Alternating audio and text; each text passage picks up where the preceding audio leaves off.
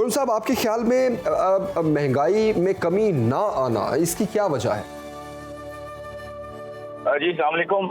देखें, last month के हिसाब से अगर आप देखें तो महंगाई में एक महीने में कमी, थोड़ी सी कमी हुई है फूड प्राइसेस में, और जो है ये 9 महीने के बाद ये कमी देखी गई है। तकरीबन कोई 30 बेसिस पॉइंट जो है वो डिक्लाइन आया है इन्फ्लेशन में मंथ ऑन मंथ बेसिस पे, अगर आप उनका मवाजना करें जो है मई के साथ। लेकिन आप जो कह रहे हैं कि रुपये की स्टेबिलिटी की वजह से रुपये थोड़ा इम्प्रूव हुआ, इसकी वजह से जो है महंगाई में कमी की नहीं, एकदम से नहीं आता, और ये बहुत कम जो है वो कमी है। ये अभी अगर यहाँ से अगर आप देखते हैं तो 20 से 30 रुपए अगर रुपया जो है वो रुपये की कदर में इजाफा होता है तो फिर आपको लगेगा आहिस्ता आहिस्ता उसका इम्पैक्ट 1 महीने 1.5 महीने के बाद आता है, क्योंकि प्रोडक्ट को इम्पोर्ट होने में और इम्पोर्ट को फिर मार्केट तक पहुँचने में काफी दिन लगते हैं। एकदम से आप एक्सपेक्ट ना करें कि डिक्लाइन आ जाएगा महंगाई में, बट ये है कि एक्सपोर्ट्स खुलने की वजह से और रुपया थोड़ा स्टेबल शॉर्ट टर्म में लगता है कि होगा, तो उसकी वजह से आहिस्ता आहिस्ता महंगाई में कमी हो सकती है। जी अच्छा, खुरम शहजाद साहब, अगर बिजली की कीमतों की बात करें तो एक बार फिर बढ़ा दी गई हैं। कहाँ जाए हमारी अवाम? ऑलरेडी महंगाई से परेशान है सारे लोग, क्या होगा हमारे अवाम का?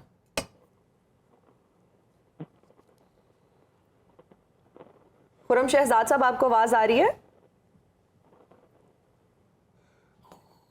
खुरम शहजाद साहब से हम दोबारा रब्ता करते हैं। हमारा रब्ता मुनक़ता हो चुका है। अच्छा जमील, डिस्टॉर्शन बहुत ज्यादा है। अच्छा, आपने बिजली की कीमतों में बात की, बिजली की कीमतों में इजाफे की बात की हिना, तो देखिए IMF की जो हालिया शराइत हैं उसमें यही है कि आप अपना टैक्स नेट बढ़ाएं और आप अपनी आमदन बढ़ाने के लिए इनडायरेक्ट टैक्सेस तो ऑलरेडी थे, लेकिन उसके बाद पेट्रोल की कीमत का नीचे ना आना, इवन दो के आलमी मार्केट में इस वक्त पेट्रोल की प्राइस कम है, लेकिन 50 से 60 रुपए लेवी टैक्स की मद में पर लीटर इस वक्त हुकूमत ले रही है।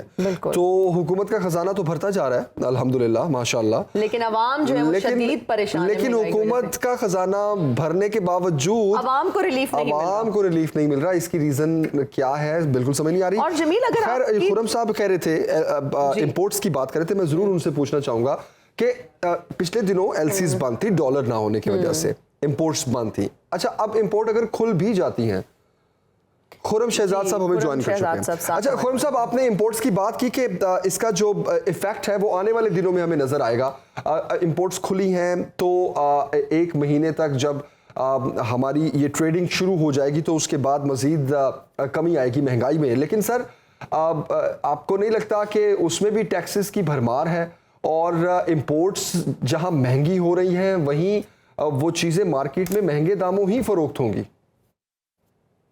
बिल्कुल ऐसा होता है, लेकिन अभी इंटरनेशनल मार्केट में एडिबल ऑयल, जो खाने पीने का तेल है, उसकी कीमतों में कमी हुई है, और जो क्रूड ऑयल है जिससे हम तवराई पैदा करते हैं, इंपोर्ट करते हैं, उसमें थोड़ी कमी वाकई हुई है। तो इंटरनेशनल मार्केट में तो काफी हद तक कीमतें पिछले साल के मुकाबले में बहुत नीचे हैं, और इशू ये है कि हमारे यहाँ जो करेंसी है उसकी कदर में कमी हो जाती है, तो वो जो इंटरनेशनल मार्केट में कीमतें गिरती हैं उसका इम्पैक्ट जो है ना वो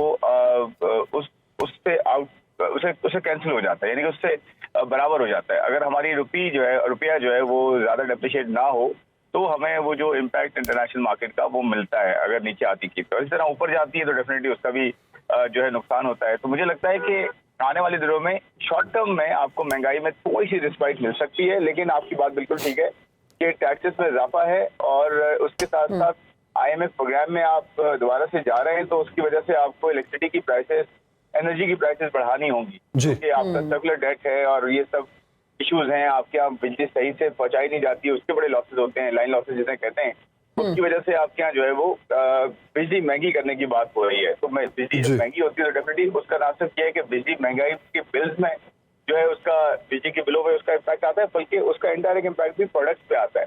ये मुझे लगता है कि महंगाई जो है मीडियम टर्म में महंगाई बहुत कम एक्सपेक्ट ना करें, और आगे सर्दियां आ रही हैं उसमें ऑफ कोर्स एनर्जी की प्राइसेस बढ़ जाती हैं, ऑयल की प्राइसेस दोबारा से बढ़ जाती हैं, तो हमें। अच्छा खुरम शहजाद साहब, चाइना के साथ जो हमारी ट्रेडिंग टर्म्स हैं, अगर हम डायरेक्टली RMB में हम ये ट्रेड करें तो क्या उसका कोई इफेक्ट हो सकता है, कोई पॉजिटिव इम्पैक्ट? मुझे लगता है कि बहुत ज्यादा मुश्किल होगा। उसकी वजह यह है कि चाइना के साथ लोकल करेंसी में भी अगर आप ट्रेड करेंगे तो कोई ना कोई करेंसी तो बेंचमार्क आपको बनानी होगी ना, जो कि चाइनीज युआन और रुपी की वैल्यू डिटरमिन करेगा। तो वो भी आपको डॉलर ही लेना होगा। तो आप करेंसी अगर आपस में ट्रेड करते हैं तो वो डेफिनेटली उससे थोड़ा सा फायदा होता है कि लोकल करेंसी में ट्रेड हो। लेकिन प्रॉब्लम ये कि हम बनाते क्या हैं जो चाइना को दें, और चाइना हमसे बहुत बड़ी इकोनॉमी है और बहुत कम्पिटिटिव इकोनॉमी है, बहुत सारी चीजें वो बनाता है, टेक्नोलॉजी से लेकर कपड़े से लेकर वो क्या क्या बनाता है।